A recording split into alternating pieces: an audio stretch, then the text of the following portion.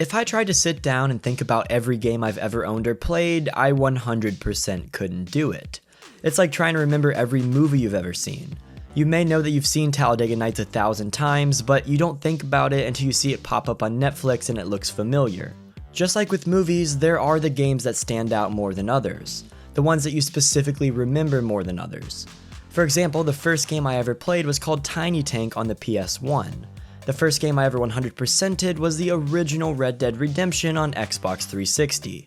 So yes, that does mean there was a span of like 10 years where I never beat a single game. The game I've played the most of is Minecraft, and the one that I've met the most friends on is Unturned. Reflecting on these always brings back a lot of good memories, and it makes me realize that gaming isn't only about entertaining my smooth squirrel brain for a few hours. Some games are the catalyst for something extremely meaningful and important, and they can even change your life. That's what Unturned did for me, and that game is the sole reason why I'm on YouTube today. Now that I'm a bit older and I've played hundreds of first-person shooters, RPGs, and stupid-ass stuff like Leaf Blower Revolution, I really like when I can chill out and play something super unique that lets me think about life. Titles that, once I complete, I just sit there, watching the credits and thinking about what actually matters in our chaotic world. I've played a few of these in the last few weeks, and I decided that I wanted to make a video showing them off, talking about how they changed my perspective on things, and connecting the dots to show how they could potentially change your life outlook as well. This video is something much different from what I usually do, so let me know in the comments if you're rocking with it or not, or if any of it resonates with you. It's time to talk about some games that make you think about life. Before we begin, I want to take a minute to thank the sponsor for this video, Opera GX.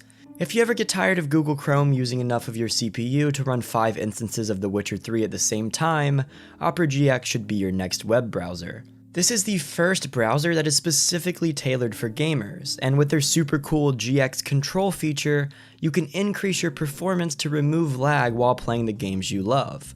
Like I said, Chrome stinks when it comes to usage, and I've never had a problem with it while using Opera GX. But there's even more that makes Opera GX so cool. You can log into Spotify, Apple Music, and YouTube Music directly from the sidebar and play music that automatically pauses when you listen to other audio in the browser. You can log directly into Twitch, which allows you to get notifications every time a streamer goes live, and you can even use the full Discord app in the browser. If you're too scared to switch and lose all of your previous saved info like passwords, Opera GX even allows you to import all of your cookies, browsing history, and bookmarks from other browsers, so there is literally no reason not to switch. And not to mention that you even have the ability to customize your browser with custom themes, wallpapers, and colors.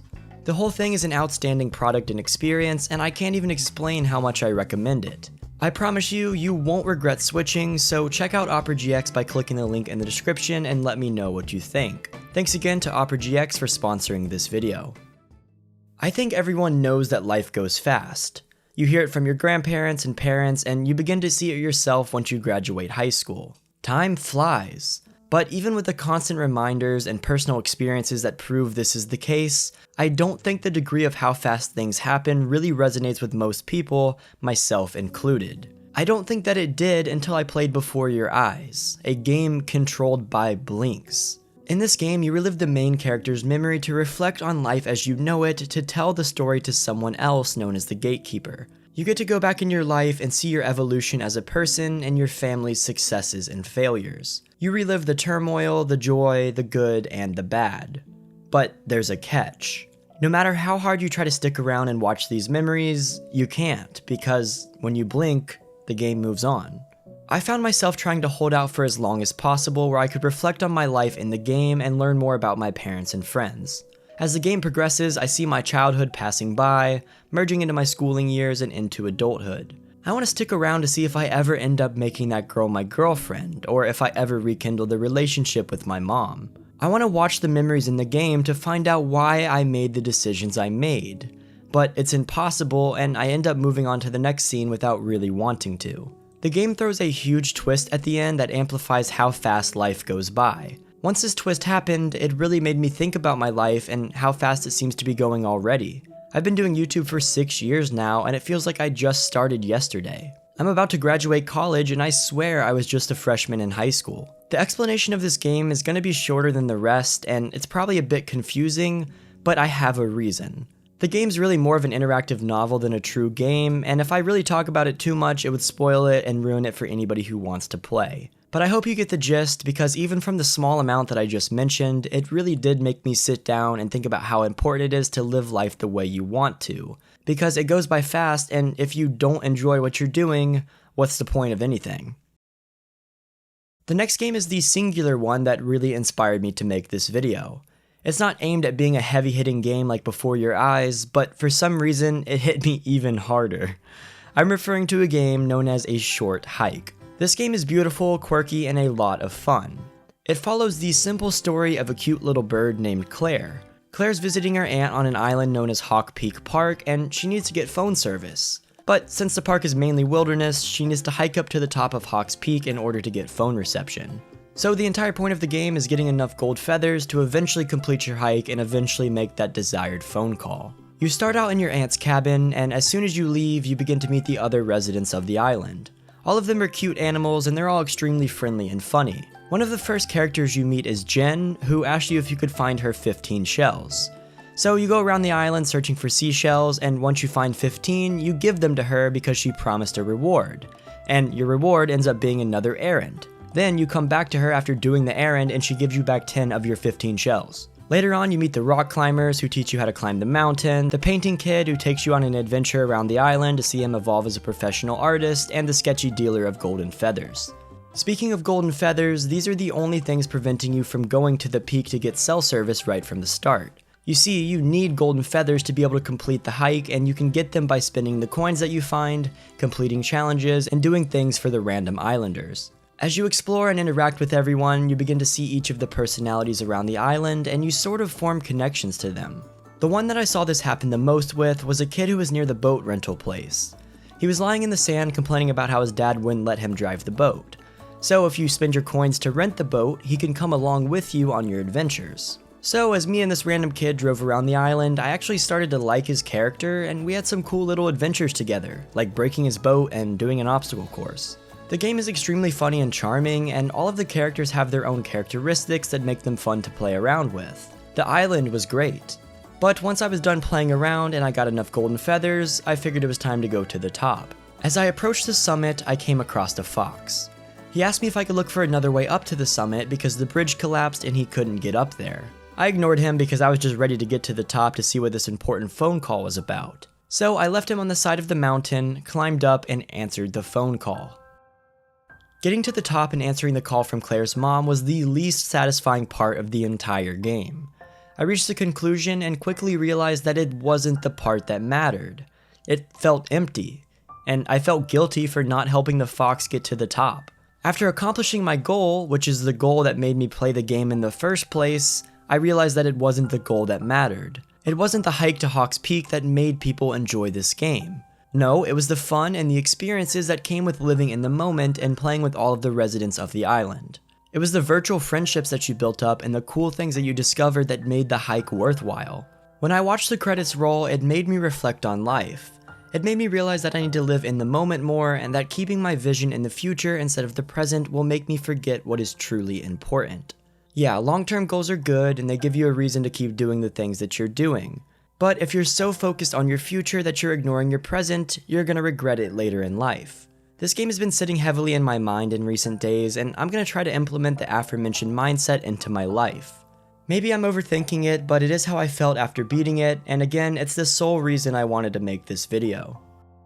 The final game that I want to mention is very critically acclaimed.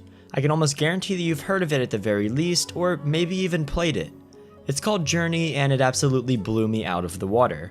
Journey is a beautiful game where your only objective is to head towards a big glowing beacon. There's no tutorial, no explanation, no words, nothing. Just your character that you control and an objective that you have to walk to.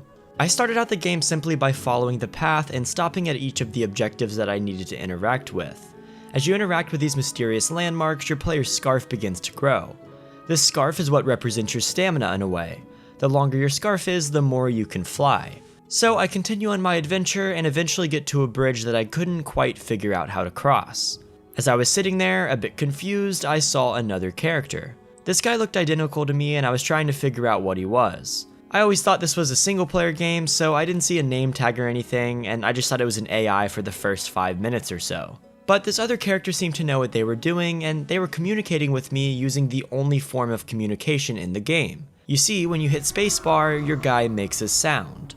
That's it. But this apparent AI was communicating back to me when I was communicating to him, and I began to realize that this was a player. This player began showing me how to solve the puzzles and navigate across the bridge.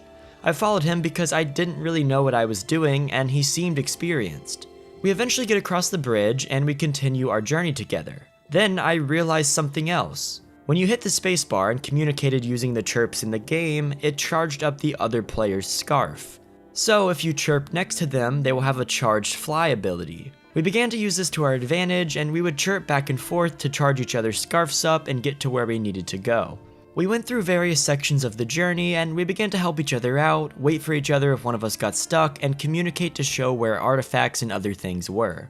We had never spoken a word of real language to each other, we didn't know anything about each other, but yet we formed this connection that caused us to work together. About halfway through the adventure, we came across a giant dragon.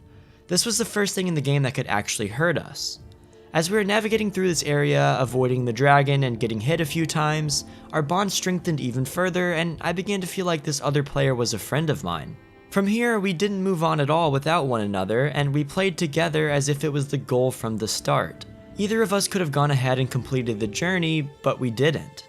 This game could be played entirely alone if you wanted to, and considering that I wasn't the most efficient partner, I was surprised that this guy stuck around to the end. Later on towards the end of the game, you get to a section where it's freezing cold. You have to huddle together at this point because the only way you can stay warm is by using the other player's body heat. While doing this, you also have to avoid the dragon that we came across earlier. Throughout this section, we stuck together like best friends. When the dragon picked my buddy off, I got worried and I thought he died and that I was alone. Instead of rushing to safety, I looked for him, risking my own journey to do so. Our connection strengthened even further. By the time we reached the very end of the game, I felt like I'd made a friend that I knew nothing about. We worked together, froze together, overcame obstacles together, all without a single word of communication. When those credits hit, I didn't know what to think. I was a bit sad that I would never see or talk to this person ever, and that they were now gone into the wind, never to be seen again. But at the same time, I felt happy that I got to experience the journey with someone so cool. Journey made me realize that we're all in this crazy world together. Regardless of differences in culture, ethnicity, language, look, or anything else, we're all human and we all face obstacles. No matter how difficult it may be, just know that you're never truly alone and that other people have made it out of things very similar to what you've been through. Here's a review on Journey that does a near perfect job at explaining how this game made me feel. Journey reminds us that there are others on this trek through life. We're all on the same road that we have to figure out as we go. There may be wonders and joys along the way. Sometimes the road is filled with dangers and we may experience setbacks. But in the end, we have a common goal. Reaching the destination, becoming the person we want to be, finding meaning in struggle, testing our resolve, and very importantly, sharing this experience with others, helping them or getting help ourselves, or simply just enjoying good company. It seems the journey is worth taking. In the end, this journey is what it all comes down to. Video games can be a form of art, and I'm glad I get to live in an era where creations like this and the previous games that I mentioned are so easily accessible. Gaming is sometimes more than shooting zombies and shouting profanity at people in COD lobbies, and if you look in the right place, there's always a game that can help you with what you're dealing with. Have you ever played any games that make you think about life? I would love to hear what you have to say in the comments because I would definitely be interested in checking out some more of these, and so would others. Have you ever played any of these games? If so, what did you think of them? Drop a comment down below about any of these topics. Thanks for watching the video, feel free to like, subscribe, or share with a friend if you feel like it, and I will see you guys next time. Peace.